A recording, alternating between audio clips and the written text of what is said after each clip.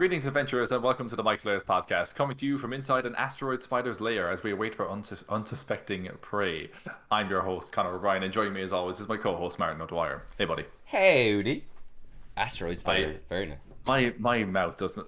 This is very early in the podcast, but my mouth should give up doing what my brain tells it to do because I fumbled through that opening. Yeah. How are you? Any news?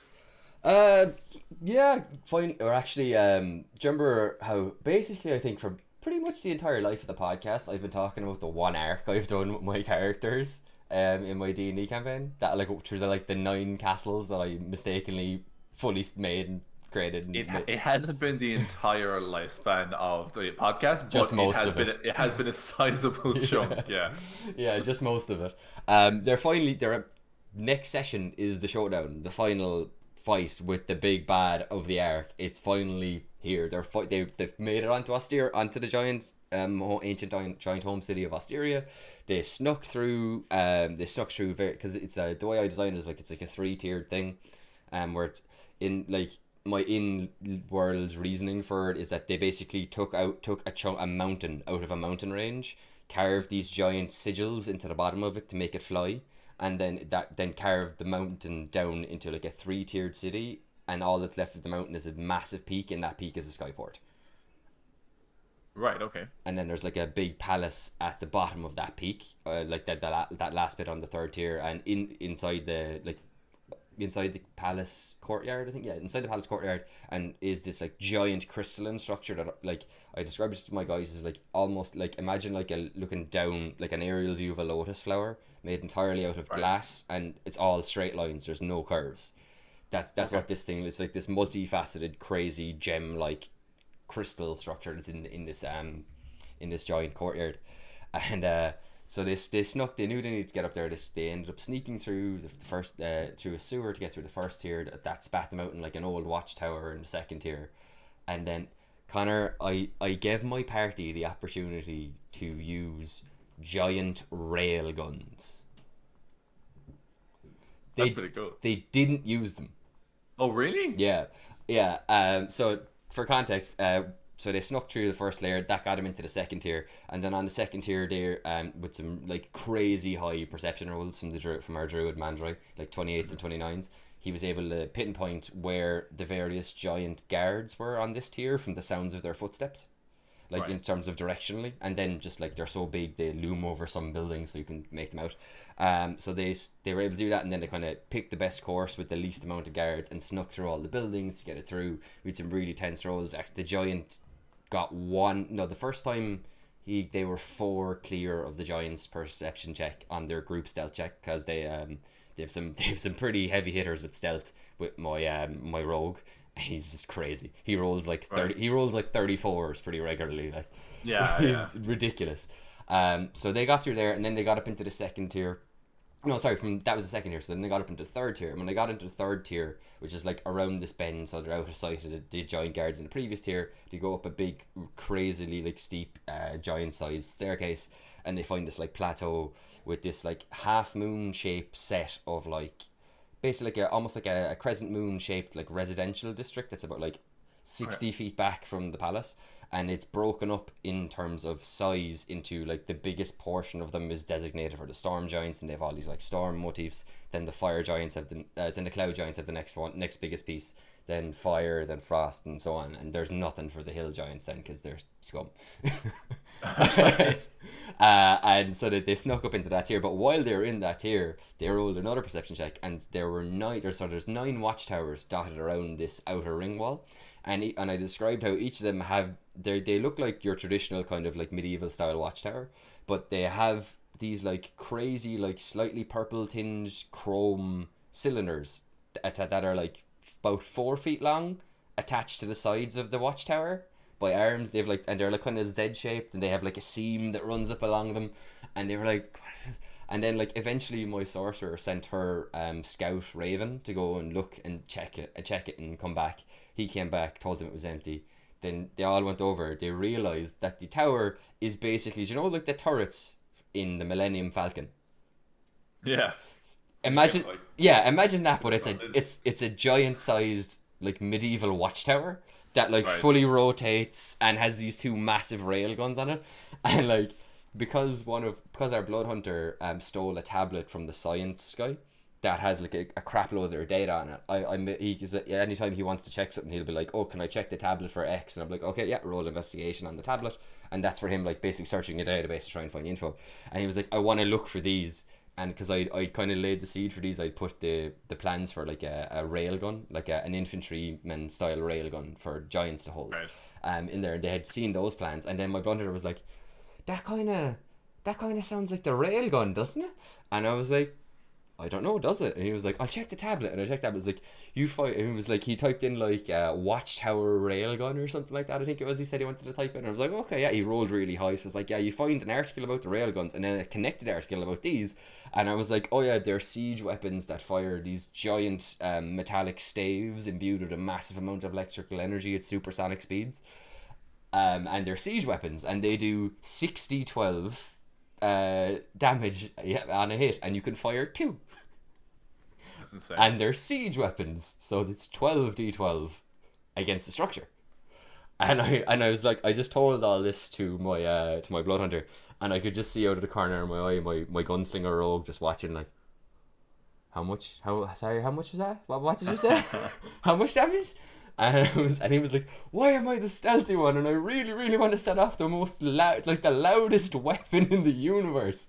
And so 12d12 because it's each it's double damage on structures, right? That's the doubles. That would be the doubles dice roll on the structure. But you said they can fire 2 attacks at a time, so it is 12d12, and if you double that 12d12, that's insane. Yes, they're meant to be crazy OP. They're just, and they can, and it's basically a watchtower that can fully rotate 360 as well. So like they were debating firing them at the palace gates to like kill the giant sentries outside the palace gates. What I had put them in there for, because they were talking about trying to disable some of the giant fleet. And I was like, okay, they want to do that. Like, how could they feasibly do this? And I was kind of thinking about how this stuff is designed. I was like, there's not really like a battery or an area. Like, all the giants are going in this massive procession through the city, up the mountain to the sky docks to board the longships to go off. So like, they can't really go up there and mess with the ships because there's all of the giants there. So they can't do it. So like, I was like, what would they try and do? So I was like, screw it, yeah, the railgun. I'll do the turret thing. And I was like, and that way, if they want to, what they can do is they can fire these at the skydock and like just wreck the skydock and then destroy the whole fleet while it's in port, like. But no, not the whole fleet. There's I already told them that some of the fleet is already taken off for the scourge. Well, maybe a decent. But they could like, I wanted to like give them the option and the agency where if they wanted to, they could potentially take out a significant chunk of this fleet before the fight even started. But no, they were too scared of making noise for the giants to come after them. So they had like I will say like at least a 20-minute in character debate about why they should and shouldn't use these giant rail guns. And I was just there as a DM watching, like on the edge of my seat, like, go on, do it. I don't know where it'll go, but just do it. So it was I really like how much you're leaning into the sci-fi thing, because you would normally be more of a classic fantasy when it comes to D&D. So I love how much you're leaning into the sci-fi with all this giant stuff. Oh, it's just fun, man. It's just fun to do because it's so different, and it's like just it gives it like I think like a lot of my arcs have very specific flavors to them. Like the one I did for my Blood Hunter for his intro arc, that was very much like a horror flavored arc that I like, and then. The next one we did after that was the pirate arc, and then the next one we did after that was the like Gununga arc with Mandrai and saving his people, and now immediately after that we follow on to this one, which is kind of similar with Morrigan trying to save her people, but for different reasons and different situation, and this one is like super sci-fi themed, so they all kind of stand out enough that people like. I try to make them all kind of stand out so people will remember them. Sorry, that's been a really, really long, rambling convo. I'm doing good, man. Thank you. I like it reminds me so like gives me a really good nostalgic feel about the Mindflayer arc we ran in campaign 1. I'm taking a lot of inspiration from that, to be honest. Yeah, where it was just they had spaceships and they had the central computer of their space of their mothership was an elder brain and stuff like that, and you could interface by putting your hand into this kind of jelly panel on the wall and stuff like that. It was like interface with your neural system.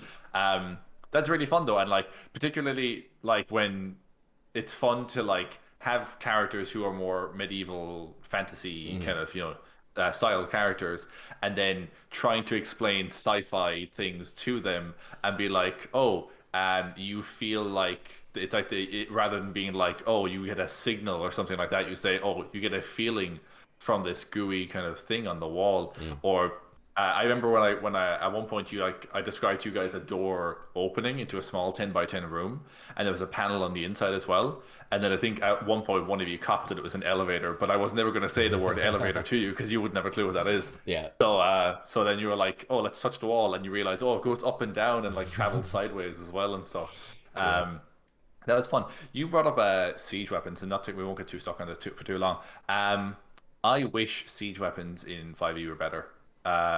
If they're not power-wise, they're decent. They're like 3d10 on a ballista. Yeah. But the problem with it is, it's like it takes 3 actions to use because which I don't get. Reload. 2 actions I can understand: load and then also fire. Fair enough. But there's a 3rd action to aim, which I don't get at all. Yeah.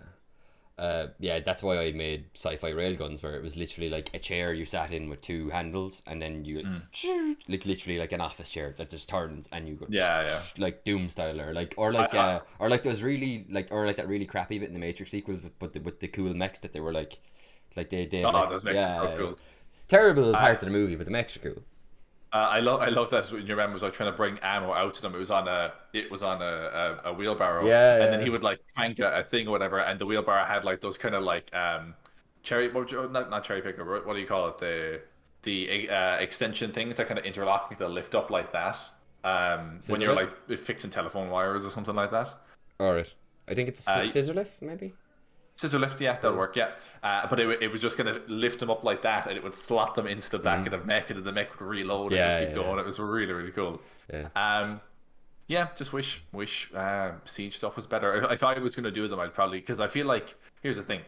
I feel like if you see a siege weapon, it should be like, oh, great, I can use that ballista. You should feel like that's going to be useful to me, right? Yeah. But if it would take literally 3 characters running over, and each one using their action just to fire it once, and then it's just 3d10. And I'm like, that's about the same amount of damage, maybe less than if they each just took 3 separate attacks. Yeah. Or if they're like, martial characters, 2 attacks each on your turn, it's definitely better. Whereas you can kind of, I'd almost change it to be like, it takes 2 actions, or if you have the extra attack feature, you can use 2 of your attacks to do 2 of those actions. And then I'd be like, because that way then it's like, okay, I'm a fighter, I'm level 5. I can make 2 attacks with my longsword, which is 2d8 plus my mods. Or I can go 1 of my attacks to load and 1 of my attacks to fire, and I get 3d10 then instead of like 2d8 plus, I don't know, 6. Which is like, that could potentially turn out better because you have 3d10 instead of 2d8 and stuff. You want to make it appealing, and you want to make it desirable to people. Yeah, totally. But anyway, Martin. Yes. Today we're going to talk about something that happened this week in D&D. We had the first ever D&D Direct this week. It was a stream. It was a 30-odd minute stream, I think it was. About half an hour, yeah. And they basically kind of lined up quite a lot of stuff, all things D&D related, not just in terms of the actual hobby itself, but also in terms of some peripheral projects, in the movie that's coming out, some of the D&D games, and a whole bunch of other stuff. So I'd like to jump into a few of them with you, if you don't mind. And we can talk about what's happening in D&D for the rest of 22, kind of going into 23 as well. Yeah, and it's been. Well, I think just before you actually like deep dive in, I think it's one thing you can like totally see from how they set out the stream and what was announced in the stream. Is they're really going? I think it might have been Jeremy Crawford said it, but I know I can't remember who exactly. But I think someone in Wizards at some point said that like they're going for a more like multi-platform / multimedia approach with all their stuff now in terms of like was this in the they had a stream earlier in the year with like Crawford and Chris Perkins and a couple of people. It could have been that. Yeah, I know that was when they teased the Boo space hamster kind of thing. Yeah. So we kind of knew at that point Spelljammer was coming, or at least we strongly knew Spelljammer was coming at one point. But guess what, Martin? Yes. Spelljammer is coming. It is confirmed. Finally. Spelljammer is actually confirmed, and it's not just a meme this time. No more April Fool's BS from Wizards of the Coast. Because they did that last year, and then they did it this year again, and then like after doing it this year, no, but seriously, we actually are.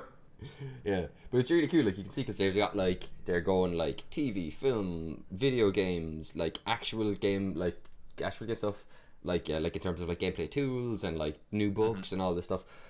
Like not everything kind of like lit the world on fire for me, but there was a lot of it that I was very excited about, and like there's lots we can talk about here, and I'm actually like really interested to see what comes out of this, particularly once we start getting the new books start getting into the hands of people and reviews start coming out, and we start seeing more and more like content and new monsters, other things like that. I kind of felt similarly. I think about the stream itself. I thought the content was good. What they were showing us was great. I felt a little bit slightly underwhelmed by the stream itself, which is like I like B. Dave Walters and Anna. Is it Prosser? I think. I know Anna anyway. She does all Anna P. Anna P. She's Paladin of Lathander. She is, yes, that's right. She what's her character's name again? She also has a southern drawl kind of accent. I've watched so much Acquisitions Inc. I should really know this. Yeah, she's like a southern Christian worshiper of Lathander. Yeah. I really enjoy her character. Even if she appears on all the acting stuff. And I follow B. Dave Walters on Twitter. I'm fairly sure it's Prosser, actually. I think it's Prosser, Anna Prosser. It's a Prosser. Yeah. But I like the two of them a lot. I think they bounce off each other really hosts, well. Yeah. They're good hosts. I just think that, like, even though they were good, it kind of just felt like the two of them were standing in a room, not really doing anything. I get that it was a green screen and stuff like that, but I'm like, I don't know. It just felt a little bit. The in between felt a little bit lackluster as all. Yeah. And again, nothing to do with them. Really enjoyed the two of them. I just felt like the production's heart wasn't in those in between bits. But other than that, we actually did get a lot of really cool stuff to look at and to look forward to. Starting with not one Spelljammer book, not two Spelljammer books, but 3 Spelljammer books coming before the end of the year. There's a caveat on this. Is there? Each of those books is 64 pages. Really? Yes. Oh, that's interesting. Oh, wait. Oh, interesting. I think it's 64. It was. I was watching some Nerd Immersion stuff. He did a good. He co-streamed the event and kind of reacted to it afterwards. And from what I understand, I believe the 3 Spelljammer books are each 64 pages, which squashed together is actually less content than a normal D&D book. That is interesting. I did not realize that. Well, now I'm just disappointed. Like I'm sure what's in there will be good, because they don't tend to fumble stuff, and I would imagine with how absolutely in demand Spelljammer has been for the last like 5 years by everyone in the D&D space who's played the previous editions, that they will put their best foot forward on this. Like I can't imagine the pressure of the designers who are going to have to redo Spelljammer for 5e when they're like, oh, this is like this is it's like if someone tried to like remake like, I don't know, like The Nightmare Before Christmas or like Home Alone or Die Hard, like the first Die Hard or something. It's like, you need to do this so perfectly, like so unbelievably perfectly to not get any flack, that it's such a mountain to climb. Like, but at the same time, 64 pages, come on. Yeah, I mean, well, okay, here's the thing. Before you said that, I was going to be like, you know, people have been asking for this for a long time. They've been, you know, Spelljammer. I think Eberron was probably the highest one. Maybe I think if before the Eberron books came out, that was probably the highest one. But I remember Spelljammer and Dragonlance were like the 2 other big ones. People Spelljammer, Dragonlance, and Dark Sun are the 3 I most vividly recall people being like. Dark Sun is always the one I'm most interested in, and I feel like that's quite low down the list. So I'm being patient with it, but it's always the one I'm curious about because it's a very unique setting. Yeah. There's nothing about Dark Sun in this case. Excuse me. I kind of thought that with the release, or because it's been so anticipated for so long, that it felt to me like, oh yeah, people really, really want this, like, to an insane degree. So we're just going to do 3 books on it. But if those 3 books now are turned out to be more like 3 magazines, a bit harsh, Conor. A 64-page magazine is pretty good value. But just for a bit of context, magazine, not for a D&D book that are usually a couple hundred pages. Yeah, about 300 pages. So just for a bit of context here, I have an article on just the stream and Spelljammer and the new starter set and everything announced in D&D Direct by CNET here, and they have just a small paragraph here confirming what I was talking about there. So it says the Spelljammer campaign setting slipcase product will include 3 64-page hardcover books, an Astral Adventurer's Guide similar to a player's handbook, Boo's Astral Menagerie detailing the monsters of the Spelljammer world, and Light of Xeraxis, a 12-episode adventure for Spelljammer players. And as well as that, then actually just as a little coda to that, a prequel adventure will also be available in July before Wizards of the Coast releases Spelljammer in August. Icons of the Realms miniatures for Spelljammer will also be available this summer. Okay. Do you know what I just read here as well because I was kind of curious. Like, are they going to pull a bit of a? They earlier this year we talked about it before where they released Mordenkainen's thing as part of the 3-book box set, and only through that, and people were really pissed off because they're like, I don't want to have to buy 2 books I already have or spend this much money just to get 1 book. Why don't you just release it, at the same time, blah blah blah, which I get, it makes total sense, and they were right for calling Wizards out on that kind of bull. I was going to be worried that these were going to be like too expensive each, like they'd be like pricey each. It's actually going to be 50 quid for the lot in this case.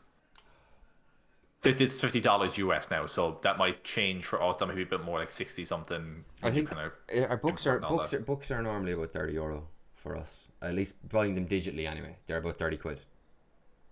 Oh, sorry. If we're buying them digitally, we'll probably get them cheaper than that again. Yeah. What I mean is though, if we're going to buy these in printed form with the hard covers and stuff like that, we're like, if we go to our local game store, we're realistically going to pay about 60 odd quid for them just because of import and stuff like that to Ireland. Yeah. Which isn't bad. I mean, look, if we're getting if we're essentially paying the price of 1 book for the 3 of them, it's not the worst thing in the world. I was just kind of, and here's the thing as well, right? And this is something I'm going to talk about a little later on. Yeah. But I'll jump into it now. They are doing some additional monsters and stuff like that they are releasing free. Yes. We've already gotten 1 of them. So they're kind of doing what do they call it? They called it the Monstrous Compendium Volume 1. Yeah. Now there are other volumes to come throughout the year. To my knowledge, these are all Spelljammer related. Yeah. Of the Volume 1 that we have so far, there are 10 monsters in it. 5 are new and 5 are remastered classic monsters from the Spelljammer setting. It's free as long as you have a D&D Beyond membership. I don't think they specified a specific number, but there are more volumes to come throughout the year. So maybe 2 more, maybe 3 or 4. If I had to guess, I'd say, because like what, there's 10, it's 10 creatures in this one, yeah? 10 creatures in this one. I'd say they'll keep that and then do 3 volumes. So 30 new creatures. Yeah. Which, I mean, if you okay, first of all, it's not, I'm trying to be very silver lining on this, but if you take those 30, because what I've seen in the first one now so far, those 10 in the first one are actually really cool monsters. Yeah. If you take those, isn't that the newest? Oh no, I think that's the newest highest CR is the Eldritch. No, sorry, I'm thinking of something else entirely. Apologies. It's something I heard some comment someone else made. I'm thinking. Okay. Sorry, my bad. But so if we take those again, I'd be very silver lining about it. But if you take those 30 monsters. Potential 30 monsters and pair that with a monster book that has 64 pages, we can estimate maybe 50 monsters. Yeah, that's but you get an extra 80 stat blocks isn't bad. More than Icewind Dale. Don't start me on Icewind Dale. Don't start me on Icewind Dale. Icewind Dale. Do you know what? Here's the thing. I'm watching XP to level 3. No, I'm watching little bits of their playthrough, but I'm mostly watching their other videos and listening to the Arcane Lounge podcast with them. Great podcast. Really good podcast. And they're talking about how they're enjoying it. And Jacob is describing it as one of the best adventures. He thinks it's so fun. He's enjoying it so much so far. And he's someone who's quite critical of adventures when he thinks that they're written poorly or that they're paced really badly. He has called out stuff like, he's even called out Curse of Strahd for some of its pacing stuff and how it starts out and offers like alternative ways to run it that he believes makes it better. So he's not someone to kind of just accept whatever's offered to him. He can think about these things critically. And he is really thoroughly enjoying Icewind Dale at the moment. I think Icewind Dale, when you read through it and when you look at some of the stuff that's in there, is a pretty good adventure. It's just that the problem is because if I know, without getting too much into like the story and stuff, the whole thing starts like you're in 10 towns. You can do Yeah. a few of these jobs. You can do all of the jobs in all the towns. That's up to you. And then you go on like another couple of adventures, and then eventually you kind of come to a head, I believe, with the Oral, I think her name is, Yeah, the spirit, the Frost the Maiden. demigod of frost and ice and all that. And you fight her, but she's not even like, I don't even think she's the main last thing you do. I think after you defeat her, there's like a whole other what are they called? The wizards, the Thay, the wizards of Thay. Yes. Oh no, sorry, it's not. It's the Netherese. The Netherese wizards who are the reason that that Shardlin stuff is in Icewind Dale. You go and do a dungeon of theirs from a crashed Netherese, air city or whatever, and that's kind of the end point.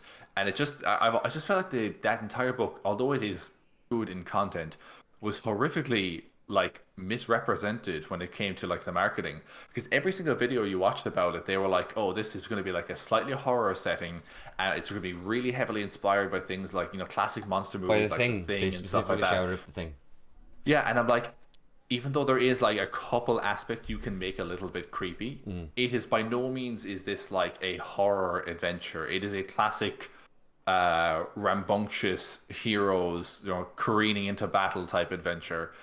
You fight a robot dragon and a bunch of Duragar and some wizards, and there's a bunch of other kooky stuff in it, but it's not a horror adventure. Yeah. And then they're also, if you read the promotional stuff for it, they were like, oh, this has like a million new stat blocks, which it wasn't a million, but you get my point. Yeah. I'm being facetious. It's like, yeah, it's a million new stat blocks in it, and then half of those stat blocks are like things we already had in the world, but the snow version of them. So it's like you had rabbits, now you have snow rabbits. You have bears, now you have polar bears. You have like elk, now you have snow elk. Like half of them are just simple beast style monsters that were not massive contributors. And even then, there's a couple other ones that are specific to the location. Like there's some giants called I think they're called the Verbene, and they're like size large giants. They're pretty simple. They're just big.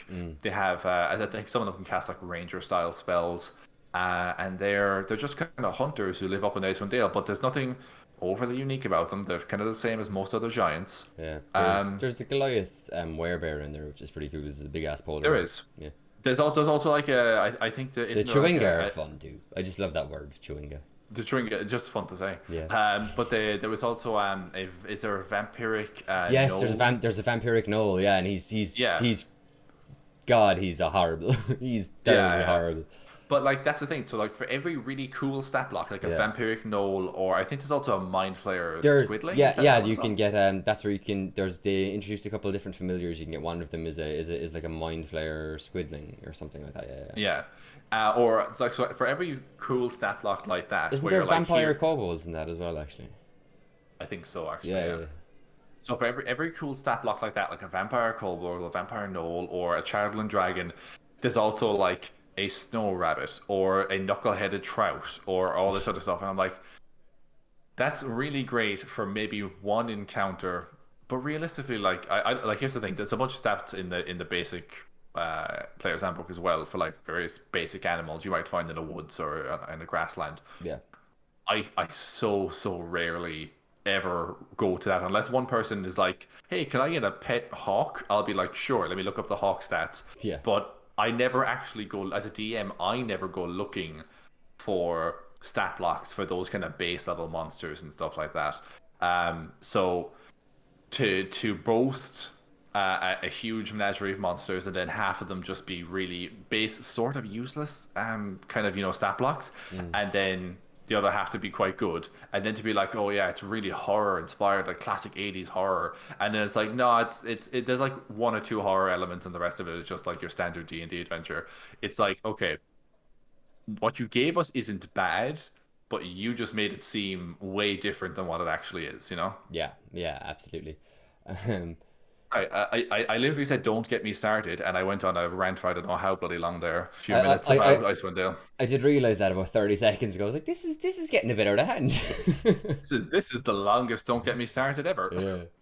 Actually, okay. One positive note on Icewind Dale: the cover art for the limited edition, top notch, one of the best. Absolutely gorgeous. Has Oral in her like owl hag form or whatever. Oh, one of the best covers. Also, the Shardland Dragon is pretty cool. Shardland Dragon is really awesome. I use it as a boss mount in one of my in the Pirate Arc. Actually, it was a lot of fun. Yeah, very cool. So I think you said it a while ago, the three adventures or the three books we have, three magazines we have, are the Astral Adventures Guide, Boo's Astral Menagerie, and the Light of Zaraxis. Yeah, Zaraxis is, I'm guessing how that's Zarixis.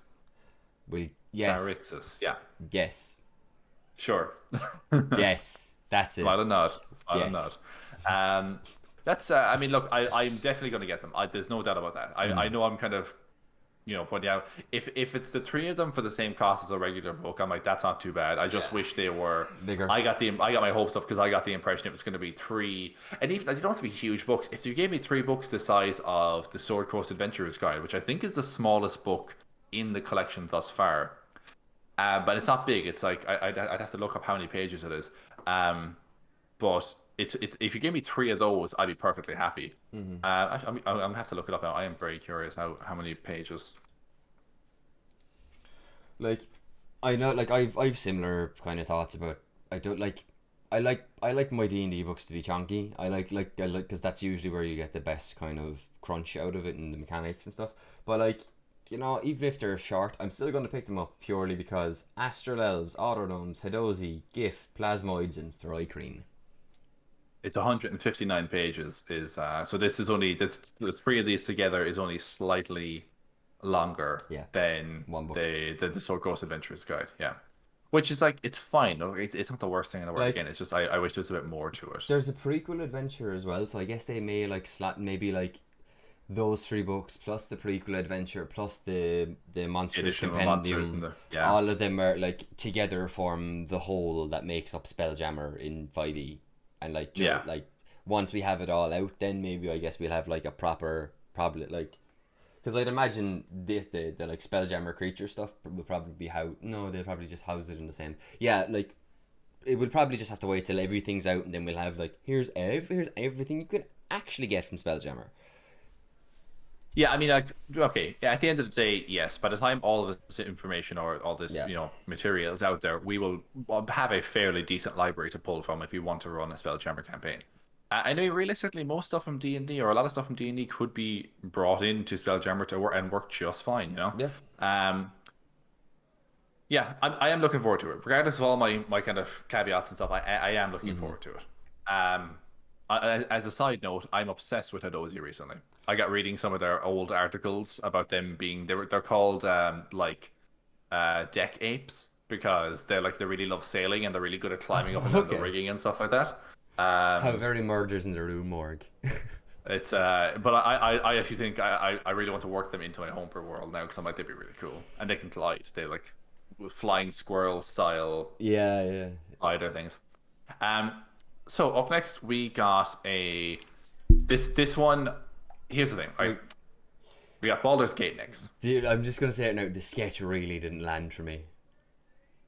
Look, I like that they have fun with what they do. Like I appreciate the effort they went to, and I'm sure I like that they're so publicly facing. Yeah. I like that they're always making streams and they're very upfront about what they're implementing and stuff. They're very transparent. Great. The problem is that when this felt like it was kind of filler for the D&D Direct stream. It's like, let's check in with Baldur's Gate and like, hey guys, how's Baldur's Gate 3 going? And they're like, it's still going. Cool, back to you. So and it's like I was like, for just to clarify how I feel about this at the moment, right? So I was watching. I caught like the notification from Nerd, was like, hey, come watch D&D Direct with me, and I was like, I got like an hour left in work. I'll throw that on in the background while I'm working. I was like typing away, doing work, and then like. So look at me, I was like, Baldur's Gate 3 is like, here's what we've been doing over the last 18 months at Baldur's Gate 3. It's like, we've added classes and races and spells. Baldur's Gate 3. And then that was the end. That was it, yeah. Right. All it was is like a recount of everything that's happened in the past. I was expecting a release date. I was expecting Baldur's Gate 3 now of it. Like, I was expecting... I think, I don't know if they said it in the stream, but I think they have kind of confirmed that they're aiming for a 2023 release date. It is, yeah, the 2023 release date, and I think it's the same, that the movie will also be coming out in 2023, which we will get on to later. But I have some thoughts on that movie, actually, yeah. But, right, so, like, I've just said, this article I've pulled up just so I've, because it's got a really good timeline of it, there's a little bit about it, so I can kind of remind myself. They're one for Spelljammer there that had like, it had like bullet points and multiple paragraphs and stuff and like laid everything out. This is what they have for Baldur's Gate 3. The presentation also showed a sizzle reel of Baldur's Gate 3 gameplay and behind the scenes production. The game being developed by Larian Studios is currently in early access with a full release set for 2023. Yeah. That's all that told us as well. But I was like, like, I think it's just because like when I see something like this, like, and I think it's going to be a problem. I think this is going to be an issue that they kind of need to address going forward. Like, and obviously this is the caveat. This is the first D&D Direct, so obviously there's going to be teething problems. Yeah, true. I am certain next year's one is going to be way better. And this wasn't even bad. This was just some stuff didn't land for me, and I thought some stuff, like, I know, like, they probably want, like, when you're doing something like a D&D Direct, you do want to be like, hey, yeah, we're still working on Baldur's Gate 3. The movie, here's, like, we want to show something from the movie, because this is our big, like, this is our chance, like Game Awards or Nintendo Direct or, like, Gamescom or the Game Awards style, blast it out there on Twitch, get all the reactions, all the live streamers, everything, get as much attention for all your stuff as you can. And, like, I don't know, just Baldur's Gate 3, like, when that happened, I was just like, because, like, I played a decent amount of the game and I enjoyed it, but at the same time I was like, I want to wait until this is done and then maybe I can go in and I make my D&D characters and like play them, because there's still a bunch. I think there's still a bunch of classes and stuff that aren't in it either. Like, yeah, there is. Yeah, there isn't, I should say. Yeah. I haven't played a single bit of it. I've seen some gameplay and stuff. I'm purposely not playing it because I want to be able to play the game start to finish, and like I don't care if there's like bugs or if they add some new content later on, that's fine, but I just want to be able to play the main story from start to finish. Currently I think you can play about a third of the game, up to about the third of it. You can't even go near the city of Baldur's Gate yet in the game, but I really want to play it out in full, and like I'm super pumped with this game because I love D&D, and like, whenever I watch it, it gives me the same vibes I got when I played the Knights of the Old Republic games for the first time, and I used to sit in front of my Windows Vista, or no, it wasn't Vista, it was something else. It was XP. It was it might have been Windows XP.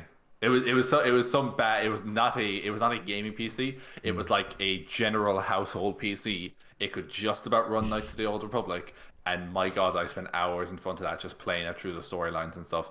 And this gives me similar vibes to that, so I'm super pumped about it. It's just in the stream, I kind of thought they'd be like, here's everything we've done so far. And then at the end, they might go, and here's a sneak peek at our newest class coming in the next update. And then they go, oh, look, this is the next class we're bringing out. Or anything, just any little hint or something like that. But all we got was a recap of everything they've done for the last 18 months. Yeah. Which is good. They've done a lot. I'm just saying it seemed a little pointless. I've seen stuff like that before in, like you said, games shows and stuff like that, where like, people will be like, let's check in with the guys over at this place. And then they're like, we're still working hard. And that's it. That's all they have to say. I'm like... So they named it D&D Direct. So there's going to be invariably comparisons to Nintendo Direct. Yeah. Right? If this was Nintendo Direct and they were like, Baldur's Gate 3, the trailer would have ended with a thing saying available now. Yeah, and like, that's what they do. Baldur's Gate 3 to be, exactly. I wasn't expecting to be available either. Like you, I was kind of like, show us, like, we're adding the paladin, or we're adding the warlock is in it, but like we're adding new subclasses, or this and that and this race and paladin stuff. Paladin or monk. I don't think monk is in it yet. Yeah, no monk isn't in it either. Yeah, so like, just it doesn't have to be ready. You don't have to give it to us this today and say it's available right now. That'd be cool, but you don't have to. If you even just told us the next class coming out in the next update in 2 months' time or whatever is the paladin. Look forward to that. I'd be like, excellent. That's at least some new information. The problem is there's no new information there. Yeah, that's all. And I think by including that in the presentation, you kind of create that expectation that we're going to see something new. And like personally, I did feel a bit let down by that. But like, I am still like I enjoyed the crap out of water play in Baldur's Gate, and I did Google it there real quick. You can play 2 to 4 player multiplayer, so you could potentially do a Micflayers playthrough. That'd be very cool. I would It would be very cool. Do like party up and go through it. That would be sick. Okay, so up next we have something already announced, but we just get a bit more information on it. Journey Through the Radiant Citadel. This is another compendium adventure book, similar to the Candlekeep Mysteries. I was not overly sold on Candlekeep Mysteries. I've heard people like it though. Maybe I need to just give it another shot. I'd kind of like give them another chance. But it's 13 separate adventures. This is Radiant Citadel. 13 separate adventures written by a diverse group of writers that can be used individually or all together. So I think the way it works is the Radiant Citadel is your hub, and then you can journey out to do these individual quests in order, or you can just pluck them and introduce them into your home campaign and stuff like that. Which is a cool idea. And it's for the range of levels is level 1 to 14. Which is pretty cool. 15 new locations as well. Yep. I'll wait and see when it comes out. Again, I was not super sold on Candlekeep Mysteries, but I think, do you know what the problem was? I think Candlekeep Mysteries did a couple things I didn't like. One of them was it removed the appendix at the back of the book where all the monsters were. Oh my god, that frustrated the hell out of me. I was so annoyed. I didn't like it. And same, because me and you do the same thing. We buy these books and we go, that's cool. I'm probably never going to use the adventure. I might read it, but I'm going to just break this down for parts that I can use in my homebrew. So the appendix is where I go straight. No, the index rather is where I go straight away, and then I go to monsters, then magic items, and player options. There was none of that, and I had to use the D&D Beyond app on my phone to search for magic items, and then change the source and to Candlekeep. Filter. Yeah. It was just. Look, they were trying something new. It didn't pan out. I'd be way more annoyed if we were in a time when D&D Beyond wasn't a thing, because again, we have the luxury of being able to go filter by source. Candlekeep Mysteries. Do you remember Candlekeep Mysteries had very little new monsters in it anyway. It had a couple of edits to old monsters and stuff. But yeah, if we didn't have that, and I literally had to comb the book page by page to see all the different monsters, and then found out that most of the monsters weren't even that exciting. I'd have lost my mind. Oh god, man. Yeah, you just remind me, I just had a flashback of when we first started playing D&D, and the amount of books the books and shite our DM would have to carry in, because D&D Beyond wasn't a thing. He'd have 8 books and a case of figures and all this kind of crap. So grateful. I don't bring anything but my laptop and my notebook, and then I have the modular maps, but that's it. It's it's a bag in a box. That's all I bring. Do you remember when we play in my apartment, and this is pre D&D Beyond, and then I designed an adventure, and I'm like, cool, or a combat, and I'm like, it has this monster from the monster manual, and then this thing from Mordenkainen's, and then this thing over here from this book, and I'd be there I'm like, okay, I have this one open on a small table down here, and then I have a book stand holding this one open for me, and then laying flat next to that is the other monster. You look like Gandalf trying to find out. You look like Gandalf trying to find out about the ring in Gondor. I get a workout from it, because you'd be like, oh, I attacked, that's a 19, does that hit? And I'd be like, no, it's this book over here, and I'm bending over and standing up and turning around, and I'm getting all this exercise because I'm bouncing around the place trying to stay on top of it. Whereas now with D&D Beyond, it's just the combat thing. I don't know how I ever lived without it. It's so we have up next we have campaign cases. These are kind of cool. I thought they were cool. I'm probably not something I'm going to invest money in, really, if I'm being honest. Same. Just because I have other stuff already that fills that hole and kind of, I think, does it a little better. Actually, one thing just kind of tangentially related to the campaign cases, I did think they would do something like this on the stream, but what I thought it would be was a D&D Beyond Virtual Tabletop. I was sure that was coming. I think a lot of people are kind of suspecting. It might be, but I mean, they have a very, very small team, so now they only just got containers working. True. They have been recently acquired by Wizards of the Coast. So with that backing and the backing from Hasbro, they may have the manpower now to actually develop these systems more fluidly and implement newer, bigger things. Yeah. So the campaign cases are basically like these little It's like a briefcase. suitcase. Yeah. It's like a little briefcase, and there's one of them that has 64 individual little plastic tokens, and then it has 159 creature stickers Yeah. that you kind of peel off of a separate board and stick on, but they are like removable, so you can take them off them again and reuse them. I'm so skeptical of that. I like because every single thing I've ever bought that says it's peel and reseal has been a fucking liar. Yeah. Oh yeah. Absolutely. Like I'm curious. I've definitely watched an unboxing video when someone gets them, but are they? Because here's the thing: if they were magnetic, right? Magnetic would be such the way to go with this. Yeah, I know it might be more expensive, but I'd be like think of each just of the use fridge stickers. magnets. Just use Like the the fridge crappy magnet, little roundy fridge magnets. Like if that's what they are, I don't think they are. It seems like they're just stickers. Like it's because they're stickers. Think of all the like dust and the loose hair and all the crap that would get stuffed. It'd be awful. Like if you have a pet, one of them I have 3 cats roaming around this goddamn house. Right, I wear a lot of black clothes, Martin, and I can't keep my clothes black, and I'm covered in hair all the time, and it's so bloody visible. Sorry, I've been thinking about something entirely different at the moment. I totally understand though, because I have a big white fluffy dog, and I wear a lot of black. Yeah. Pouring out for the emo boys. I turned that off. God damn it!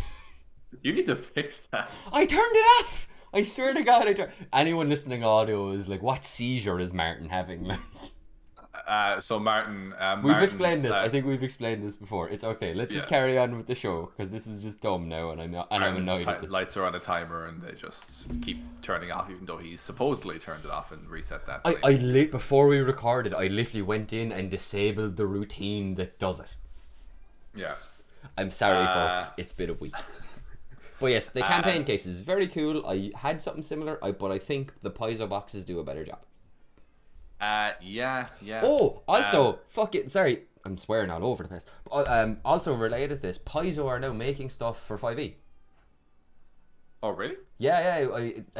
Because I'm like working from the sitting room with the new dog to try and keep her kind of calm. So like I'm just chucking everything into a queue on YouTube. So I watched like a million nerd immersion videos recently, and one of them he was talking to the Paizo are officially making 5e stuff, and like that's really cool because Paizo make really, really good stuff. Like I have like 3 Paizo boxes over in that corner of the tokens. Of the cardboard tokens. Yeah, and they're really good, and they're so good if like me, you don't have a ton of space for minis. So like, or money for that matter for minis. Also that, but yeah, like the fact that Paizo are making these now, and like I'm just like, look, I'm sure someone will love these, and I'm sure they'll be great for someone. But I'm just I just like wish they weren't stickers. Like they look very cool. It looks really, really slick. The presentation of it is really awesome. It looks really nice. And what I like about it is they're like, you could carry this through a city and no one would know it was a D&D thing, and it would just look nice. Yeah, you know? True. I don't mean that in a bad way. I actually like, that's kind of how I like my nerd culture related like accessories, where like if you know the thing, you will know what it is and you'll think it's cool. But to anyone else, like, oh, that just looks nice. I get what you mean. It's subtle enough that like if someone knows the symbol, like I have a backpack that's just grey and black and it's fairly plain looking, but there is a Triforce symbol in the back of it. So if you know what the Triforce is, then you know what that is. But otherwise, you're like, that's just a regular grey and black backpack with a symbol on the back. No biggie. It doesn't have ears and a tail hanging off it like it's a Pikachu backpack. That's really bloody obvious. Yeah, the terrain. If I hadn't already bought a bunch of the 3D modular maps that I'm quite fond of now, I think I probably would actually go in for the other case though, the terrain case, because that like actually, do you know what? If I was like a fresh DM and I'm not saying for anyone listening who may be thinking about DMing, I'm not saying do this, but I was saying if I was a fresh DM and I had the money and the ability to just go out and buy all that, no bother, without like scrimping and saving, or like sorry, I'm going to be late on the rent this month, you know, like any of that stuff. But like, yeah, if I have the like disposable income and I was a new DM, I'm going to be late on rent. I had to buy that Clabraz new mini because my party were fighting it. So, and I like really, I'm sorry, love, I can't give you the child's alimony this month. I bought the Gargantuan red dragon mini. Yeah, exactly. Yeah. No, like if I was a new DM with the money and I just wanted everything to start off and I wanted to straight roll into using like proper tactical battle maps and that stuff, I think they'd be really good. I think they'd be really, really good. Skeptical of the stickers, but I think overall really good for new DMs. my problem with just map or terrain related stuff in general is that there's a bunch of different ways you can go for terrain as a dungeon master. You can go with the flat boxes that you pop out the card bits and you just they're all it's all two-dimensional stuff, but it works quite well for mapping a location. I have a few of them. You have some of the 3D terrain ones now, which, like you said, you're very fond of and stuff like that. And then there's also like you could make your own terrain. I've made a few pieces myself. I still very fondly remember that, like the tree map that you made out of a lamp. That was so cool. That was so goddamn cool. The lamp was already made to look like a blossom tree, so I just kind of like painted it brown to it, and I made it like the mother tree inside in the forest that you guys had to kill. It was really cool. What did you fight? You fought a thing from The Witcher. Oh god, it was a Leshen. Leshen, yeah. And I remember that because the title of the notes for that in my notebook from 4 years ago now. A lesson learned. Yes, that's it. Yeah. This is why I titled it like that. But you can do a huge amount of stuff, and like, it's honestly the thing is, right, you can do a bunch of different stuff when it comes to terrain. Yeah. The one problem, I guess, with that is that there's so many options. It's like, which do I commit to? Because some of them, if you commit to them, you're like, maybe not. I've invested in this. Maybe not the Dwarven Forge right away. Man, I play D&D so much, and like, even I can't like commit to Dwarven Forge. It's so much money. I'm not earning that Matt Mercer money. Oh man, like you'd have to be like someone who has a crazy good income to justify getting these things, because over the course of a year, if each paycheck or something like that, I bought one set, by the end of the year I could probably run a couple games with it. But the thing is, like, what would probably happen is I would pay a crazy amount of money for what are very, very high quality terrain pieces, insanely good quality terrain pieces, and then I would pay an X amount of money, like a very big amount of money for that, and then I would have enough to make like one kind of a dungeon room, and then I'd run an encounter for you guys in that room, and then that's it. I'm after paying 100 quid, so I could have you guys run one encounter in one room, and now I can't really use those again because I'm not going to put you in roughly the same shaped room every single week, until I can afford to buy the cave of water thing, where there's a little waterfall in the river going through the room now, so now it's a little different. And it's great if you're willing to build it up over time, but it's just like, it's a lot of commitment and a lot of money to be buying that over the course of months or years until you build your collection significantly enough that it's it's a lot. I like Dwarven Forge a lot. I think it looks so good, and I love whenever like Mercer has like a really good map built out. They're sponsored by Dwarven Forge though also, so I'd say they probably that's the thing, yeah. They could probably get a fair few, like, here, we sponsor you, so have this entire set that costs like $8,000. Whenever I see people like just general people on Twitter and stuff who post like, oh, it's game night, tweets and stuff like that, and they have a picture of their table, and they have a castle with Dwarven Forge connected to a dungeon, and then it goes out into a forest area, and I'm like, what do you do for a living? Like, like, are you setting this up every week? It's insane to me. Yeah, we should probably get back to D&D Direct. I think if you want to sponsor us, we'll stop talking shit about you. We'll stop saying it's way too. But I believe you said you had something you wanted to say about the movie, which is the next thing on the agenda. Okay. So actually, sorry, just one more thing on terrain. I was given a TV recently, by someone who was he didn't need it anymore. What actually happened was he bought it for his son, and then his son went, and it's like a 30-something inch. And he bought it for his son's bedroom, so he could play PlayStation on it. And then his son went away with his own money, his own birthday money or something like that, and bought like a 40-something inch TV. Get good, Dad. Yeah. And so he like, my uncle knows this guy, and I know him as well. My uncle called me up, and he's like, here, do you game, ja? And I'm like, what? He's like, do you game? You game, don't you? And I'm just like, yeah. And he's like, do you need a TV? And I'm like, I have a TV. And he's all like, yeah, but you need another one though for gaming. And this went on for a bit. And then he's like, this guy, John, he's getting rid of the TV. He doesn't need it. He's giving it away for free. And I'm like, okay. So I went and I took it off him. But I might, because it's just a free TV, it's there. I might try to see if I can build a little frame to make that into the tabletop. That would be cool. Map thing. Yeah, it could be very, very cool. I know, Gavin, check out our miniatures episode of the podcast if you want to see our friend Gavin. Gavin does have a very nice coffee table, which was custom made and has a TV mounted into it and a glass top. And it is seriously, seriously fancy. But it's like, and it has like cupboards for all his like minis and books and everything inside of it. It's unreal. Eventually I will commission a carpenter to do that, but I'm probably going to be 40. Yeah. Honestly, other than like the tabletop, I could build a frame for that. Easy enough. It's just it's having a nice looking tabletop is the tricky part. But anyway, sorry. D&D movie. D&D movie. It's coming out next year. It's coming out 23. March 3rd. It is Dungeons and Dragons: Honor Among Thieves is the name of it. Now, I have a couple of things open here because there was actually a really cool cast in this. Please do tell me, because I actually haven't looked into this at all. The only thing I could remember is I remember Joe Manganiello was talking fairly often about like he was pushing for a D&D movie or series. But in terms of, is Chris Pine in this? Chris Pine is in this. Sorry, I vaguely remembered hearing Chris Pine was in this. So I don't recognize all of these people, so I'm only going to call the people I know, and stuff I know them from.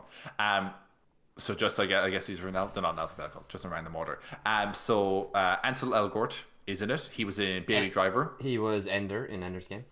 He wasn't Ender in Ender's Game. That was Ace of Butterfield. Oh no, he was in The Fault in Our Stars. Sorry. Yes. Are you getting mixed up with Ready Player One, because he was in that as well? Ansel Elgort was in Ready Player One. Was he? Just like skinny white kid. Come on.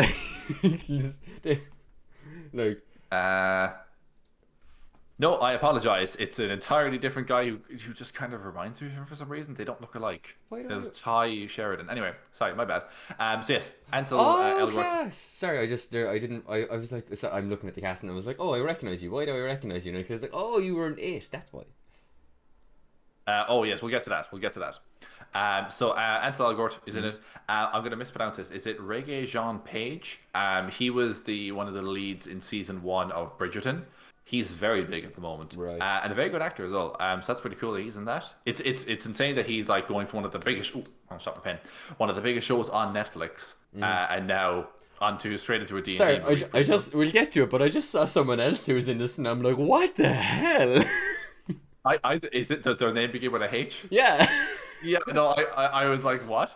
Okay, so. Ansel Elgort, Regé Jean Page, Chris Pine, as you mentioned already. Again, Chris Pine, like megastar. There's also Sophia Lillis as well, who you were talking about a second ago. She's the little girl in the first It. Her character is. She's also Beverly. in Beverly Marsh, and I believe she's also the main character of I'm thinking of Ending Things. Is that the name of the thing, or is it some other or show? The End of the Effing World? No, that's a different person. I think the one you're thinking of is I Am Not Okay With This. That's it. Sorry, I knew it was like some vaguely emo statement. Yeah, she's very good. She's great. She's a really great actress. That whole first It movie, good. It's so rare that you sit down and watch something and like see amazingly talented kid actors, but like every single one of those actors absolutely blows it out of the park. So and good. That's an adult movie. That's a movie for adults. And these kids are doing a phenomenal enough job acting to hold the attention of adults who would normally be very not always, but it's very easy as adults, I think, to be dismissive when you see kids on screen as being poor actors. Every single one of them nailed it. I'm really pumped that she's in it. Next up is Justice Smith, who remember is the lead from the Pikachu movie. Yes, I only realized who he was when I clicked on him, and it showed the wiki page, which is what he looks like in Detective Pikachu. I was like, oh, that guy! He was great. Yeah. So that's really cool. Michelle Rodriguez is in this. Yeah. Almost a bit of Michelle Rodriguez. She's gonna die in a badass way. Sorry, I spoiled. Always. Yeah. She'll go down and fight 50 orcs at once. In Avatar, she even died in a badass way. Yeah, that's her thing. She's like the female equivalent of Sean Bean. Sean Bean, yeah. I was just always dying in every movie. Okay, the one you were really blown away by, Hugh Grant is in this. What? Like fair play, awesome. And he's playing. Yeah, no, it's really cool. I just try to think about it. I guess I still think in my head of D&D has been this thing that not everyone knows about, or it's a little bit inaccessible to some people because it's hard to grasp the concept of the game. Mm-hmm. But so I wonder how into D&D these various people are. Hugh Grant, not at all. I'm going to put. Yeah, that's what I'm thinking. Like, that's why it's a bit weird. I will put my life save. Before I say that, I'm going to just open up Hugh Grant's Wikipedia page. No, he's a really good actor. Like I'm honestly like I'm very surprised by the caliber of people that they have got for this. Like because like Hugh Grant is a huge name. Ansel Algorith's a huge name. Chris Pine's a huge name. All of them have been in like blockbuster films or won like BAFTAs and stuff like that. Like Michelle Rodriguez, she was in like Avatar was the highest grossing movie of all time before Endgame came along. Like and Michelle Rodriguez in that, she was in all the Resident Evils. She's like Michelle Rodriguez in all the. Sorry, did you say it already? All the Fast movies, or a few? Yeah, sorry, she's in the majority of the Fast movies as well. Yeah. No, yeah. She's great. I really enjoy her. Yeah, but I'm just surprised. Like I'm just surprised, but I guess they've that Hasbro money, so yeah. Yeah, true. I'm also just looking here. Daisy Head, who I didn't recognize immediately. She's the daughter of Giles. Tell me she's Anthony Head's daughter. She is. Yes, she's Giles' daughter. Unreal. I knew it. Oh my god, I never. Okay, that's interesting. Okay, no, I was gonna say she's in Shadow and Bone. Oh, okay. In season 1 of Shadow and Bone on Netflix. Oh wait, she's also in. If I remember it rightly, I think she was also wasn't she like the hot girl in the In-Betweeners that your one was mad after as well? Your man was mad after. That's Emily Head. That's her sister. Oh, sorry. Yeah. She played, wait for it, Carly. Yes, yeah. Oh my god, the In-Betweeners is such a throwback. Oh, what a show. That show, man, there was just nothing else. We cannot tangent anymore. I love the In-Betweeners, but we cannot tangent anymore. Okay, you're right. Yeah, no, we're stuck on time. Basically, we have like 5 more things to go through. Okay, look, we'll get to it. In-Betweeners is great. It's on Netflix. Watch only the UK version. The US version is abomination. Oh god, the US, it's awful. And I mean, like, I'm not just being like, because it's the remake, whatever, or the original's better. No, the American one is just bad. Anyway, new movie, yeah.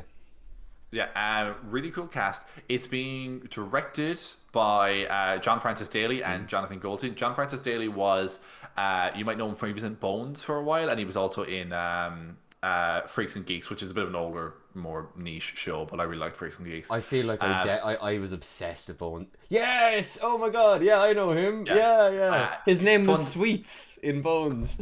Yeah, so fun story. John Francis Daley and Jonathan Goldstein were both, they seem to partner together on a lot of projects they do.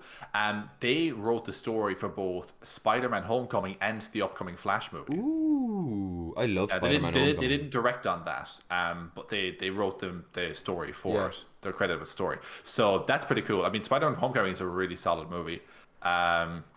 Look, if it's even half as good as Spider-Man: Homecoming, I think it'll be pretty cool. Yeah. So that's that. We'll move on. I'm looking forward to this. I'm hoping it'll be good.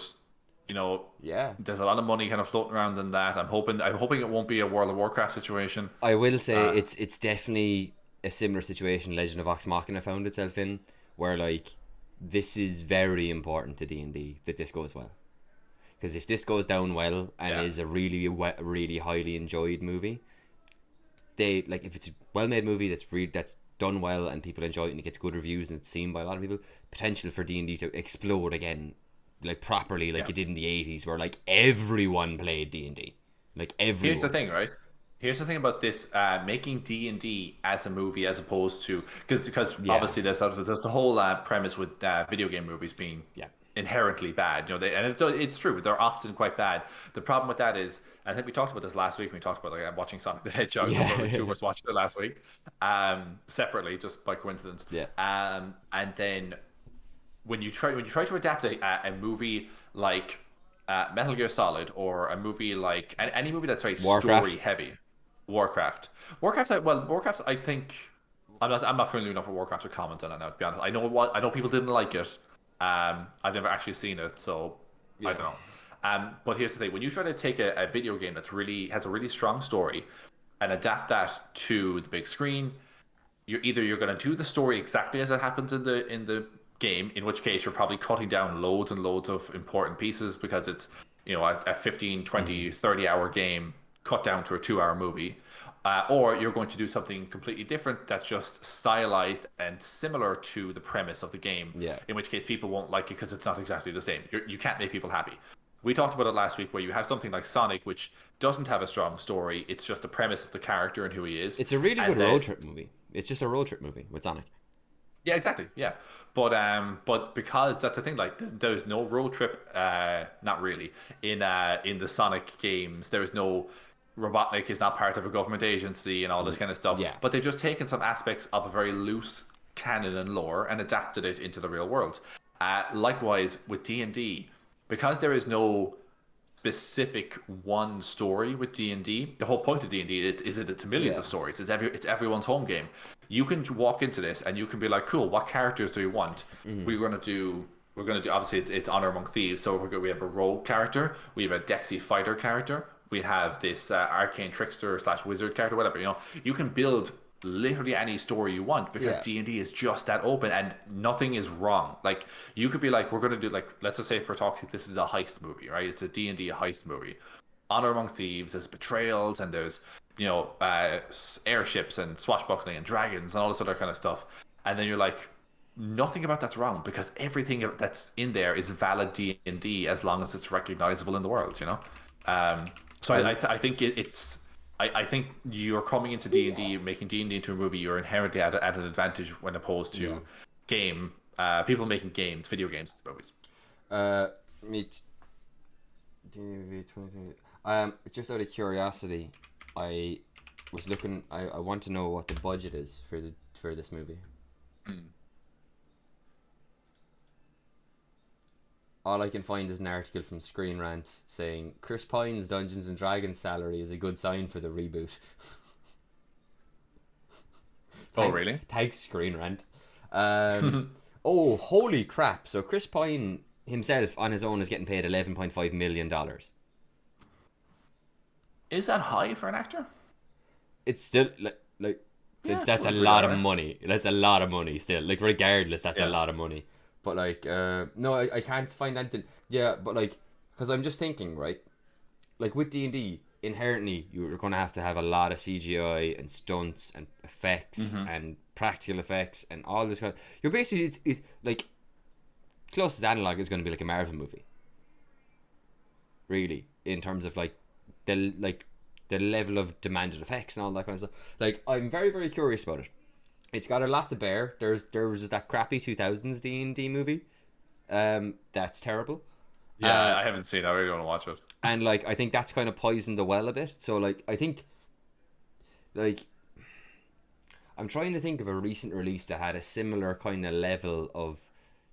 It's a beloved franchise. It's been badly represented previously on, like, in media and TV or in film.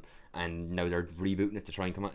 I know there's one recently where they did a really good job of it, and I can't think of it. Oh, Castlevania. I think Castlevania. I don't think did they attempt it? I don't know enough about the Castlevania franchise to really go there. But like, just say now to get distracted. I'm looking at something here. This is an article on Octal Comics. I don't know how reliable this is. Just on terms of how many people make. So it's saying Chris Pine would make close to 11.5 million for the Dungeons and Dragons movie, and it said that Robert Pattinson made 3 million for his turn in Batman. Yeah. So that's a fair. I would rank them as being two very prominent, very popular actors, both very capable, both worth a similar amount. So the idea that Chris Pine is being paid this much money, yeah, it's a fairly solid indicator that they have the money and the budget to be using for stuff like that. Like I said earlier, they do have the Hasbro money, and Hasbro have a ridiculous. Like Hasbro are like, if I always find it hilarious, right? Because the same people that sell Transformers make D&D, sell Ouija boards. Yeah. We should probably get on to the. There was a new starter set announced. I'm gonna speed run a couple of things. Yes. Right. Okay. As far as the new starter set is called Dragons of the Storm Wreck Storm Wreck Isle. Yeah. It is coming out later this year. It's more apparently it's more refined. I know a lot of people have problems with Lost Minds of Fandelver. Yeah. I think people like the D&D Essentials kit quite a bit more in terms of the adventure that's offered and stuff like that. But yeah, so they're giving us a revitalized new adventure to get people hooked in the hobby, which is good. And it's also just shout out in this article I have here that unlike the starter set, which is still focused on paper and pencil gaming, the Dragons of Stormwreck Isle, they phrase that weirdly and I don't like it. The Dragons of Stormwreck Isle set features digital onboarding tools, which should make it easier for new players to learn the basics of the game. So I'd imagine you buy this on D&D Beyond, and they'll be like, hey, it looks like you're trying to make a D&D character. Yeah. It'll clip you up in the corner. It's just a DE20 with eyes. Yeah. Yeah, let me just see here. I'm just trying to see if there's anything else in terms of, I suppose the integration with D&D Beyond is probably brought on by them, as saying here is since it's bought by Hasbro, which owns Wizards. The presentation announced that a digital library will be available today with a Wizards account. The D&D Direct also announced, this is just in relation to, so following on from that was when they announced also the Monsters Compendium Volume 1 Spelljammer. Yes. We actually, if it's okay with you, we might swing back to that. I'm going to breeze through a couple of quick things let's do on the list here. So there's some new translations coming for some of the books, the more core books in the franchise. Specifically European languages, I believe it was.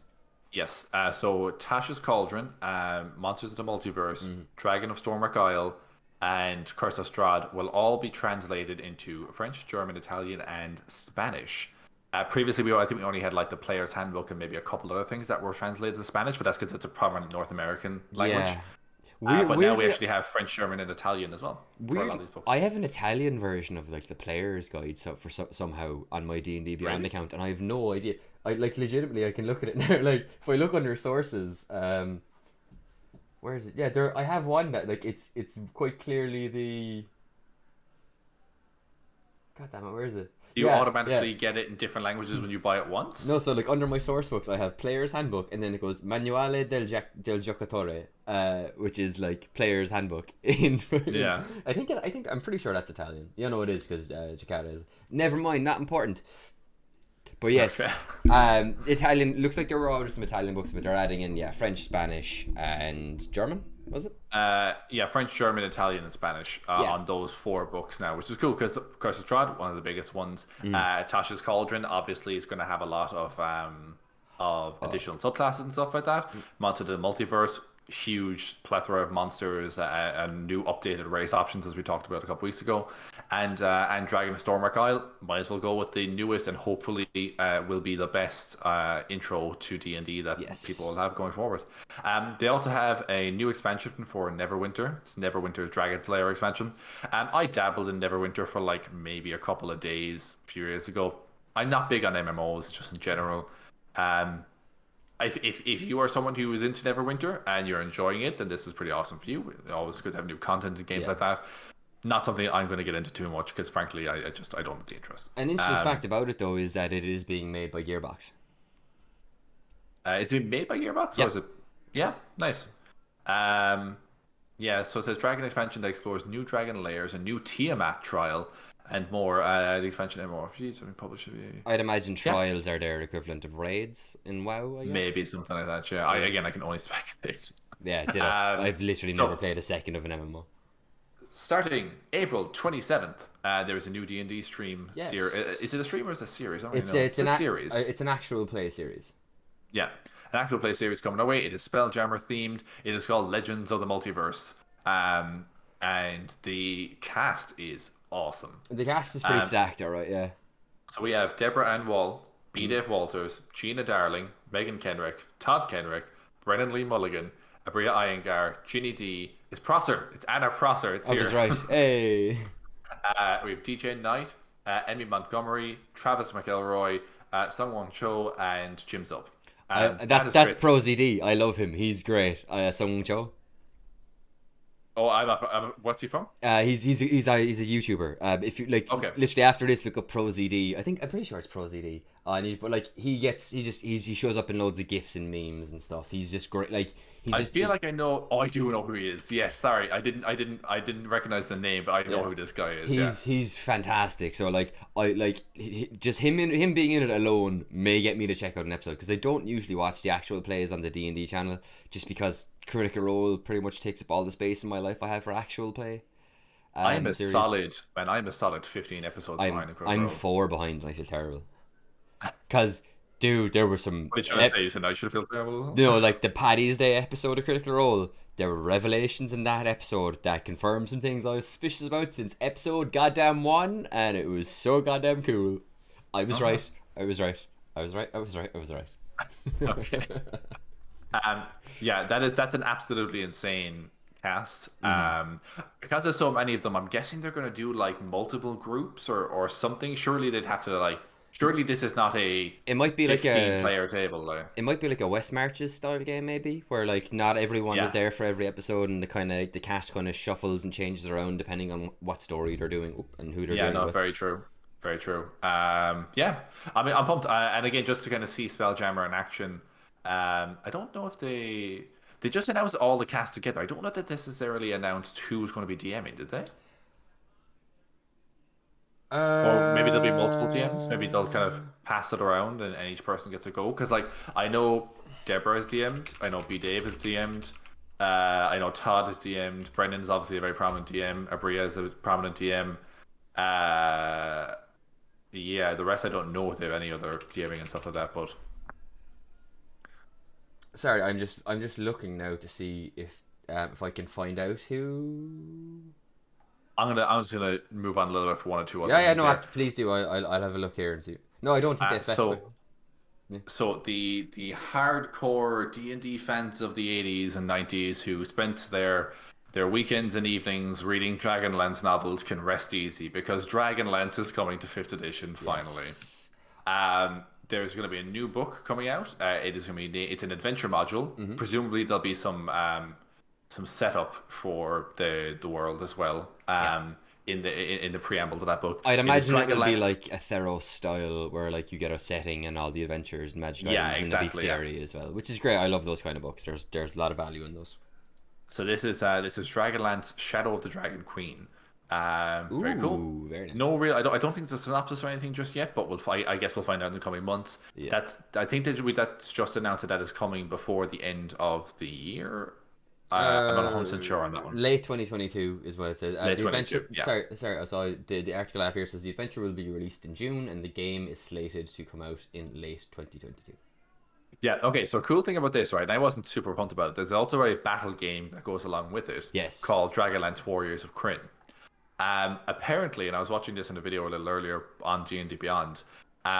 The game, the Warriors of Crin game kind of pairs with Dragonlance. So apparently the setting of the book is that there is an ongoing war. Mm-hmm. And if you are running the adventure or running a game within Dragonlance, and at some point a battle does break out, you can literally swap over to the battle game and resolve that battle. Yeah. Okay, that's pretty cool. Yeah, it's really cool. You remember, I forget who it was. One of the guys from D&D Beyond was saying that was really, really cool, very fluid, that you can kind of hop between them. How very cool. Yu-Gi-Oh. Yeah. It should be pretty cool. I know, like, I don't know much about Dragonlance, but people seem to love it. So I'm pumped to see what it's all about. I think I've downloaded the books on my phone on Kindle, but I haven't read them. I haven't gotten into them yet. But like what's super clear just from like everyone else who are like older members of the D&D community than me and you, maybe people who were playing in the 80s with that edition. There's so much like both hype and love for Dragonlance. Like when I remember the outcry when they said there were no more Dragonlance books because Wizards and the Dragonlance authors had a big bust up, and thankfully they eventually resolved that, and more books are coming quite soon, I think, actually. But like it's so clear how much love and expectation and hype is built into this title that like as someone who has not experienced that, I'm just very, very much looking forward to getting into it and seeing exactly why people love it that much. Yeah. No, same. I mean, I think I don't think it's terribly different. Like in the same way that like you can look at like the Sword Coast and stuff like that, and then look at Eberron, and those two are very distinctly different. And then you can look at Spelljammer, that's very distinctly different. I'm looking forward to seeing the subtle differences between like the Sword Coast and Dragonlance, because Dragonlance is a very classic fantasy in the same way that the Sword Coast and what's it the Forgotten Realms Yes. is, you know. So I'm pumped to see what the more subtle differences are in the lore building and stuff like that. And look, people wouldn't be so stark raving mad about these. This, I guess, people have a lot of probably affection and stuff because they've read the novels for years. So getting to revisit that is important. Sorry, I've heard the novels are quite good as well. Yeah, no, same. People swear by them. I mean, like I've heard Matt Mercer go on about them. I've heard Joe Manganiello talk about them to in a great extent. So that's pretty cool. With that, we're going to move on to the last thing here, which we skipped over. I want to talk a little bit about the free, folks, Monstrous Compendium Volume 1 for the Spelljammer creatures. Did we talk about D&D Onslaught as well? Oh, I didn't actually. I didn't bring it up. I got it here if you want me to take it. Yeah, sure. Yeah. So D&D Onslaught. It's basically a like tactical skirmish game. Is how it's been described. Tactical skirmish miniatures game called D&D Onslaught. It's a combat board game that seems to be inspired by other tactical mini games like Warhammer. So like if you've played Warhammer or like the Lord of the Rings tabletop game, it's that kind of a thing. And like they showed from the gameplay they showed, it looks very much like minis fighting minis. So like. Not like I'll give it a go if it gets good reviews and stuff, but probably not going to be straight in there on day one with it myself.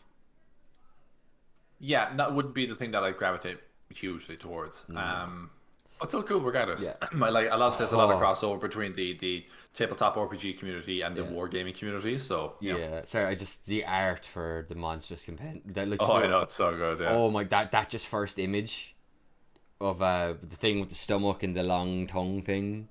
That is in Eldritch Lich. Eldritch Lich. That's it. Yeah. Yeah. Very cool. God damn, that's so cool. So we have 10. Actually, I just noticed something here now when I'm looking at this. It says Monstrous Compendium Volume 1. Spelljammer creatures. Spelljammer creatures. So maybe there won't be. Maybe the next two won't be Spelljammer in that case. Maybe there'll be other settings. Maybe we'll get like Eberron creatures, and then we'll get like Sword Coast creatures or something like that. You know. What if it's considering the realistically one with Dragonlance actually? I was going to say the next one's probably going to be Dragonlance. Yeah. Yeah. Interesting. But yeah. So there's some cool. Regardless, there's some cool stuff in here. And again, this is free if you have a membership to D&D Beyond, which is awesome. Any membership at all either is all. Yeah. I hope they kind of adopt a policy like this. I mean, one thing I loved about The Witcher 3's release is that they released a game and they were constantly patching it and updating it to fix bugs as the game came out, and that was fine. You would kind of expect that nowadays. And then they're like, also we have 2 expansions planned. Mm-hmm.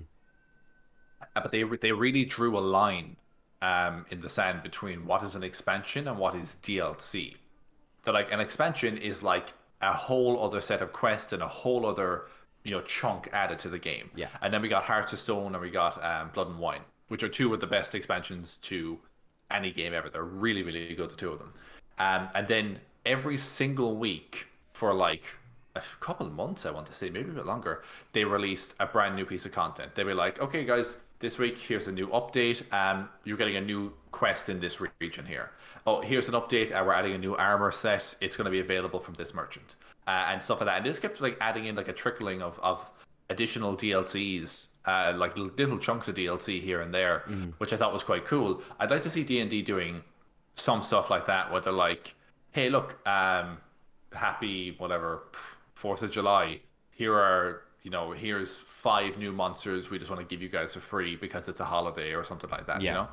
I'd like to see that kind of stuff. I know that's obviously work. They have to pay artists. They have to like drop the stat blocks and test them and stuff like that. I get that there is cost involved in that, but there's also like there is a it's kind of a kind of keeping your clientele sweet kind of thing aspect to it. where it can look very good if you're constantly giving it a little drip feed, a little trickle of new content and stuff like that. And like if every like I said, every couple months, every 3 months, they were like, hey, here's 2 new monsters and 3 new magic items that we just came up with. We thought would be fun. Here you go. Yeah. Which would be kind of cool. Hopefully they'll keep stuff like this going, but we'll see. So to get into the monsters, up first we have the Asteroid Spider. Yeah. Now the art for this thing is crazy because it is a gargantuan-sized creature. It's basically like almost like a hermit crab. I was gonna say, it's like a have spider. you ever seen Starship Troopers? Yeah, pretty much. More meat for the grinder. Yeah. It is a huge spider that lives in an asteroid and then like lunges out and snaps like passing by ships. 348 hit points as well. Yeah, it's a lot. It's really big. It's really deadly. It's pretty cool though. I really love it. Next we have the Clockwork Horror, which just looks like a buzz droid from Star Wars Episode 3. It's just got these 2 saw blades for hands. It's pretty cool though. The art is really cool. It's unusual to see something so high tech looking in 5e. We have the Eldritch Lich, which Best art maybe in 5e. Pretty cool, pretty powerful. What's a challenge rating? 15. It's decent, like. Some cool abilities there. Obviously, a lot of psychic and damage and stuff like that. Have you read its parasitic tentacles ability? +9 to hit, 10 reach, 66 piercing, and skip to the save. 66 necrotic. Skip to the save. That's not the worst part. Skip to the save. Okay. If the target must succeed on a DC 17 Constitution saving throw or be poisoned, the poison target can repeat the same throughout the each turn, ending the 7 saves. The third time that it fails to save, the target dies and dissolves into a gibbering mouther that obeys the Lich and uses the target's initiative. Yeah. Like that is crazy. It's literally a Lich xenomorph. Like. Yeah, pretty much. Yeah. Oh man, and a 17 con save is no joke either. Yeah, like, geez, even as a barb, I'd be like 17 is a bit high. What's your plus to con? You got at least a 8, 9. I have +9 to con. Yeah. Yes, I mean, don't get me wrong. I mean, like that, you'd still have to roll like an 8 or higher. Yeah. Oof. But yeah, it's got good spells too. It has. I'm kind of liking this new approach to the spells. They talked about at first. I was kind of like, oh, don't dumb down the monster stat blocks. But the more I look at it, the more I'm like, you know what? If you look at some stat blocks in the monster manual and all that, you're like, this monster has speak with animals, or this mage has speak with animals. It's like, when am I going to use that in a combat? Cool, but like unnecessary. There's a lot of stuff that's in there, I think, for flavor, and I'm like, from a perspective of like, can I actually use this in a combat? It's just, it doesn't work. Sorry, I just spotted they have a table under a D6 table underneath that gives you the old one that the Lich worships, and it can be Cthulhu, Tharizdun, Dendar, Gonadar, Zargon the Returner, or I don't even know what this is, but I just love the title. Number 6 is That Which Lurks. Yeah, that's pretty cool. So good. So these guys are pretty cool. I like this. Definitely going to be a boss monster at some point in one of my campaigns. Like, you could legitimately make a really cool like final boss out of that for like a lower level party maybe, or even just buff it up a little bit. Maybe like a mid-level party. That's a challenge rating 15. Throw a couple of minions in there, like, and that's a tough encounter, Up next we have the Fractine, which is it's described as a bizarre 2-dimensional creature that flies through wild space in the astral sea. It's the thing from Superman. It's the phantom drive projector or whatever. They're like, whoa! Like pretty much actually, yeah. Like, that's gonna flip around and it won't be a beholder. It'll be General Zod, like. Yeah. Up next we have the Gadabout. Yeah. This is really cool. Okay, so. Oh, this is like that a looks symbiotic so cool. plant creature. Yeah.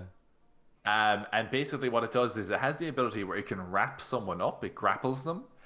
But what happens while it's grappling them, obviously when you're grappled, your speed becomes 0. But it has a 60-foot fly speed, and it basically acts as a living wing jetpack for you. Yeah. And it can also project an air bubble around your head and its head. so that you can both breathe as you're flying through a vacuum. This is like a far less creepy version of like the Venom symbiote or Spawn suit. Yeah. Yeah. It's very cool. And it's a plant, which I love. I'm gonna flex my comic books knowledge here and say that the name of Spawn's suit is Letha of the 13th K. That was a flex. Yes. I used to love Spawn back in the day when I was an edgy teen. What do you mean when? Yeah, I'm not a teen anymore. Exactly, still edgy though. We have the Goon Balloon, which is one of the derpiest looking things I've ever seen in my life. Yeah, I love the name so much. So. I don't know what they did. They burst apparently. That was really poison damage. Or you get poisoned if you get near them. They have a claw attack. They have a scintillating eye. Magic kaleidoscopic light emanates from one of the Goon Balloon's eyes. They're an evil chicken disco ball. Yeah, sort of. They're weirdly cute. I kind of like them. They explode in noxious gas, Connor. Yeah. Best monster here. And they float. We have the Nightmare Beast. Yo, this thing seems like it's a sort of serious brute of a creature. Does not fuck around. It has a claw attack, tusk attack. It can a disintegrating gaze that does 10d6 plus 40. It basically casts disintegrate. 10d6 plus 40 force damage. And let me see. Yes, reduce you to 0. Disintegrates you. Oh my god, that recharges at a 5 or 6. Can you tell have a 1 in 3 chance of getting that back every turn. Can also teleport twice a day as a bonus action. Has a frightful howl to frighten you as well. DC 18 wisdom save. It's a siege monster. That's a crazy creature. Yeah, that's cool. I like that a lot. It's like a mini Tarrasque. Yeah, a little bit like Tarrasque light, but probably more interesting to run actually when you think about it, because it has like a few more things going on there. Tarrasque 0. Tarrasque actually has no range attacks, and this has a disintegrate attack. So that, you know, I would argue in some ways better than the Tarrasque. The Puppeteer Parasite. These things make me uncomfortable.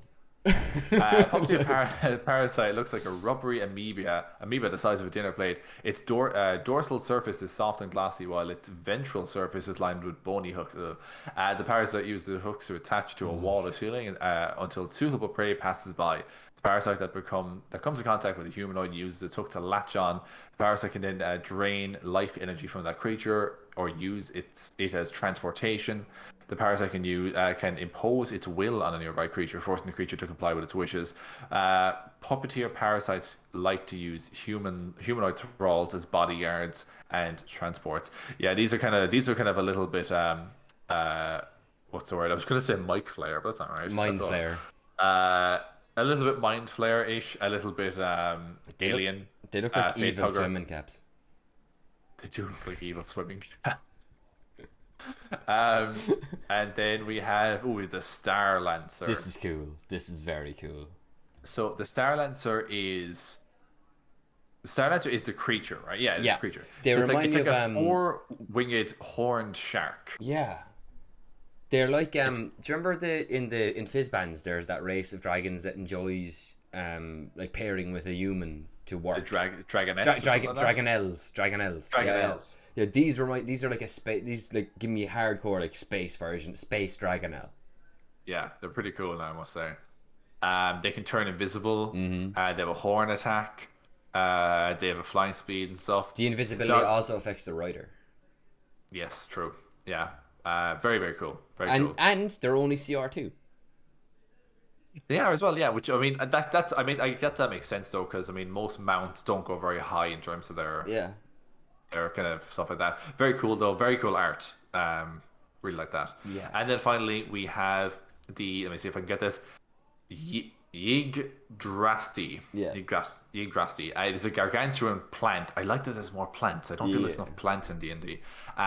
It's basically like some sort of corrupted looking. It's part of Yggdrasil, the world tree. Yeah. That's why hence the name. It's I love this. It just has a section just called cavities. The Yggdrasti has 1d4 plus 2 cavities in its trunk. Each cavity is big enough to hold 1 medium creature, 2 small, or 8 tiny creatures. The creature inside it has 3/4 cover against attacks and any other effect. The Adraxi's cavities aren't connected to one another. Oh, I was waiting for it to be like, while inside the cavity, the Adraxi like digests the creature or whatever.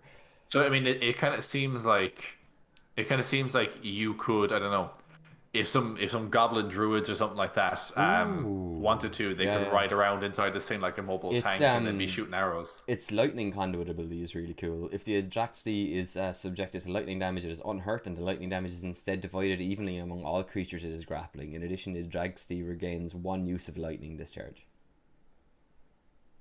Interesting. That's and cool. Lightning discharge 3 times a day. The Yggdrasti shoots lightning at one creature within 120 feet. The target must make a DC 13 dex save, taking 78 lightning damage on a failed save, or half as much on a success.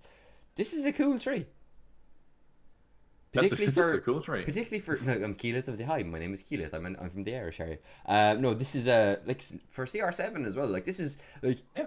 It's usually only once you get up into the higher CRs where they get really kind of creative or interesting with the monster abilities. But like, I love this. It's just a big evil tree. But Martin. Yes, Connor. Sorry to cut you off, but that is all the time we have for today. No, that's dope, man. Like, what a way to end with a gigantic evil tree. Yep. That's very cool. I mean, I know we didn't like everything that came out about this, but I think there's still some really good content coming down the way. Like you said, it's the first D&D Direct. They will get more refined. They'll get more. They'll polish off the kind of rougher bits or whatever. You don't polish rough bits. That makes no sense. Sand them down. I don't know. Yeah. But yes. So if you have any questions you would like us to ask, stories you'd like us to share, or topics you'd like us to cover, please tweet us at MikeFlayersPod on Twitter. You can find our podcast on YouTube, Spotify, Anchor, Breaker, Google Podcast, and Radio Republic. Hey. Martin, where can people find you on the internet? People can mostly find me on the internet on Twitter at So Sorry It's Over, which is in the bottom right hand corner in my window here, and also on the Micflayers podcast Twitter account, which is at MyFlayersPod, also in the furthest right hand corner. And other than that, every Friday here on the Micflayers podcast for a brand new episode. Where can people find you, Connor? I don't know why I did finger guns. It's not so hostile with me. People can find me on the internet. Tell me where they can find you. People can find me on the internet on Twitter mostly at 0.Connor, ZeroPointConor, 1N, very important. And as Martin said, every Friday here on the Micflayers podcast on all of the aforementioned platforms. Guys, thank you so much for joining us. I hope you're as excited about all this upcoming content as we are. And yeah, we'll see you all again next week for new episodes of the Micflayers podcast. Later, folks. Bye bye.